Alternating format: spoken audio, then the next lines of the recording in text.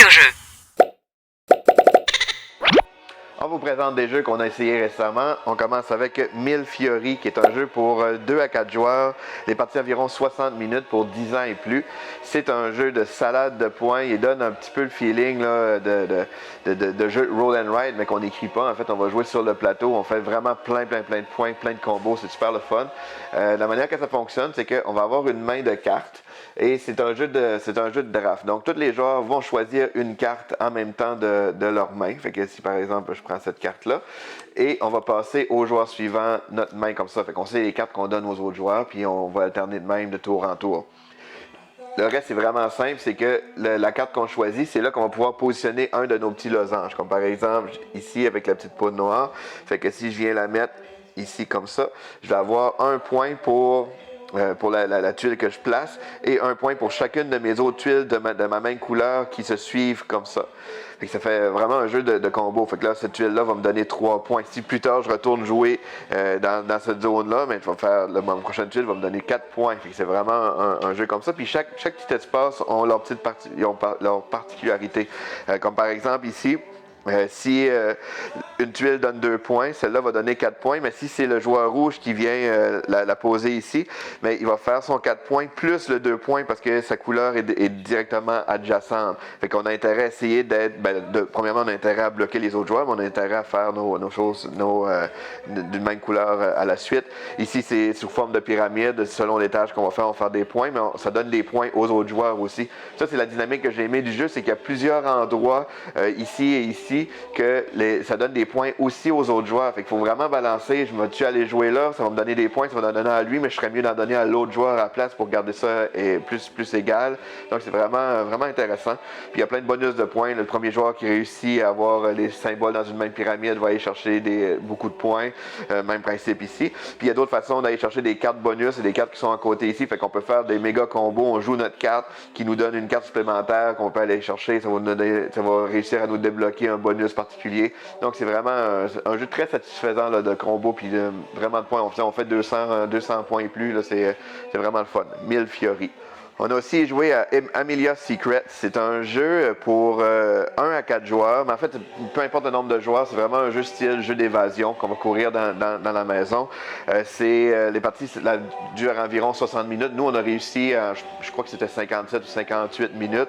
Puis c'est pour 12 ans et plus. En fait, c'est vraiment un jeu d'évasion, un peu comme les Unlock ou des Exit ou des jeux comme ça. Sauf que avant de commencer le scénario, il va falloir aller coller éparpillé dans la maison des cartons comme ça, qui ont certaines contraintes. Ils vont nous le dire, là, c'est placer cet objet sur un mur à une hauteur d'1,5 m, placer cet objet sur un bureau. Fait que on va coller tous ces cartons-là un peu partout, puis ensuite on part avec l'enquête. Ça va falloir télécharger une application sur un appareil mobile. Nous, on l'avait fait sur une tablette, puis on l'avait synchronisé avec le Chromecast, fait qu'on voyait sur la TV en gros avec l'ambiance sonore. On jouait avec les lumières fermées aussi, c'est vraiment le fun, là. Fait que c'est très sombre. Fait que c'est une thématique quand même un peu horreur. Là, on est dans un manoir, il va falloir trouver qu'est-ce qui est arrivé à la petite fille là, à Amelia. Fait que on se promène avec notre application. Puis quand on scanne les différents objets, mais c'est en réalité augmentée, on voit notre maison, mais on voit l'objet apparaître, puis il va y avoir des indices dessus, puis on peut interagir dessus là, en cliquant dessus et des choses comme ça, puis ça fait apparaître d'autres choses. Donc c'est super intéressant, on a vraiment aimé ça là, pour les jeux d'Halloween là, qui arrivent bientôt. Là, personnellement, je trouve que c'est un must là, qui est Amelia Secret. Spy Connection, c'est un jeu pour 2 à 4 joueurs, 8 ans et plus, les parties entre 30 et 45 minutes. C'est un jeu assez simple et ça fait, je dirais c'est à peu près le même niveau que les Aventuriers du Rail, mais c'est quand même un jeu complètement différent. Le but du jeu, ça va être de réussir le maximum de missions possibles. Puis pour réussir des missions, il va falloir se déplacer dans différents lieux. Par exemple, comme là, mon personnage jaune, idéalement, je pourrais aller à Monaco. Puis pour faire ça, mais là, présentement, mon personnage est ici, puis Monaco ici. Fait que je pourrais rajouter des espions pour prolonger mon chemin pour me rendre ici. Fait que là, je peux passer mes 2 petits jetons ici comme ça. Et mon personnage peut se déplacer. Et comme je termine mon tour sur mon lieu, mais là, je peux mettre un petit jeton ici. Si j'avais plusieurs missions qui avaient Monaco dessus, mais je pourrais le mettre en même temps sur plusieurs cartes. Comme vous pouvez voir, les petits jetons sont aussi en quantité limitée, puis c'est un peu ça la dynamique du jeu, c'est justement réussir à gérer nos jetons pour le maximum de déplacement. En fait, dans un minimum de déplacement pour réussir le maximum de cartes. Dès qu'on a réussi une carte, si par exemple je réussis à me rendre à l'autre lieu, bien là je récupère mes jetons, on tourne la carte. Et dès qu'un joueur a réussi 7 cartes, bien, la partie va se terminer, puis on va compter le point qui sont sur les cartes.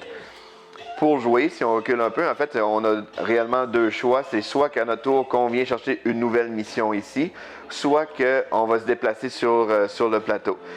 Ce qui est le fun du jeu, c'est qu'il n'y a pas une grosse contrainte non plus entre les joueurs. Fait que si par exemple j'ai besoin d'aller à Rome, mais je peux quand même utiliser le chemin qui a été utilisé, mais la seule affaire, c'est que j'ai une contrainte, c'est que je dois utiliser 2 espions au lieu de 1 par rond qui sont déjà empruntés par un autre joueur. Donc ça coûte cher un petit peu en jetons.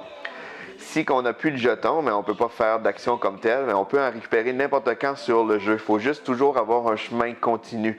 Fait que si présentement mon personnage est ici, fait que je peux pas juste en prendre ici, fait que parce que là mon chemin serait brisé, j'aurais un bout de chemin ici, mais mon personnage serait plus capable de traverser.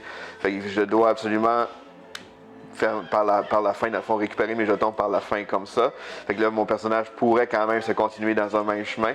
Puis je peux utiliser mes jetons pour me rendre dans un autre lieu comme ça. Fait que si j'arrive ici, si j'avais Budapest sur une de mes cartes, mais je pourrais mettre un jeton dessus.